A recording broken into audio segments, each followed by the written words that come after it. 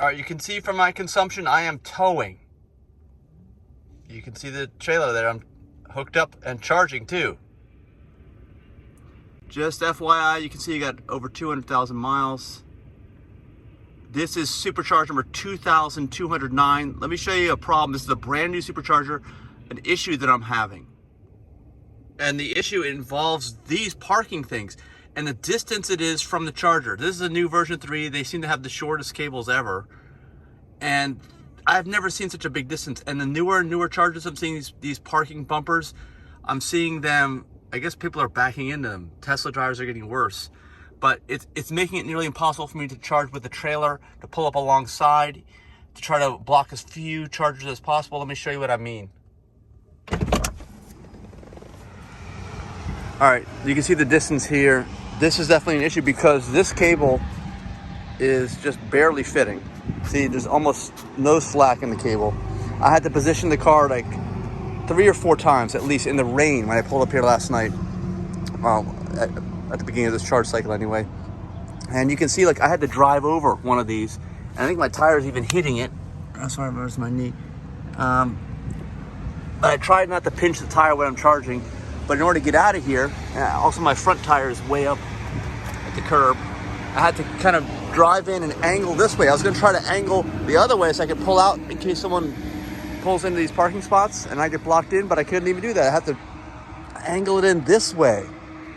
And it's all because of these barriers. And the only other way I can get around is if I was to drive my rims on the other side of this and drive through the whole thing. And that is if I don't scrape the bottom side of the trailer with the parking bumpers. And that's only if everybody's clear. I could have done that possibly this morning. I think I've done that in a different supercharger where I could pull into the other end, where I didn't have to drive all the way through here and risk scraping something, but that's why I didn't choose to do it this time.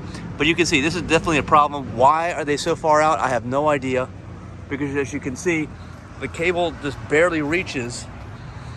And if I pull in even normally, I have to touch the bumpers, otherwise the cable's not gonna reach into the car. And of course, there's no extension cables for Tesla superchargers. So this is an issue.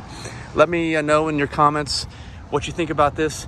If you're towing, this is really an issue. We need drive-through superchargers badly, but at least we need Tesla to not go backwards like this by making these giant gaps and making it nearly impossible for somebody like me to get in here. I just was able to maneuver because there was nobody there earlier.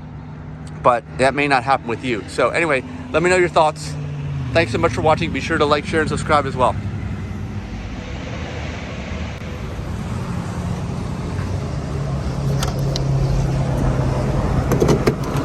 All right, now let's try to watch me get out of here. Close all the way. We're gonna keep the window down so you can kind of see what happens. So I need to back up. Key fob battery low, that's what that is. And I got a Tesla song on the radio too. But we're gonna have to go over.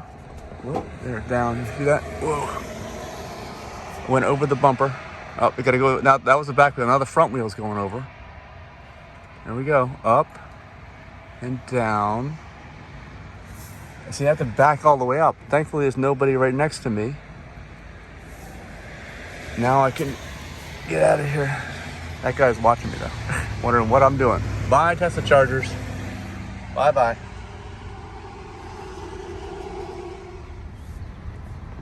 And we are in Brookville, Florida. Brand new charger here. Just opened this week, I think.